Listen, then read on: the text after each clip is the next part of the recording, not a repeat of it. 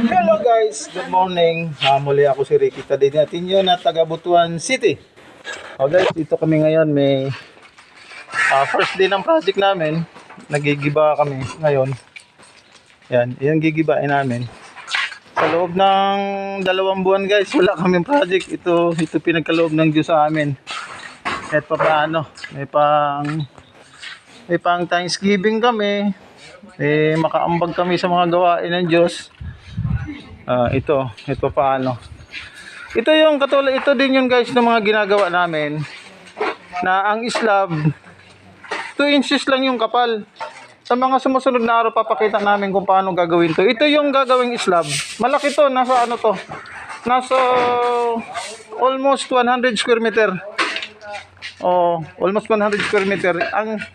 Ang slab dito, ang kadalasan ng mga slab gumagawa, merong forma. Kami, nag-i-slab kami walang forma. Ang ginagamit lang namin, tinutukuran lang namin ng mga buho. Sa mga sumunod na araw, guys, ipapaliwanag namin, ipapakita namin kung paano ginawa yung nag-i-slab na walang forma. Hindi kami gumagamit ng mga pinulik. Puro lang, pero may screen to guys. Screen sa kabakal yung ginagamit dito. Kung makikita nyo sa ibang mga vlog ko, ganun din ang ginagawa namin.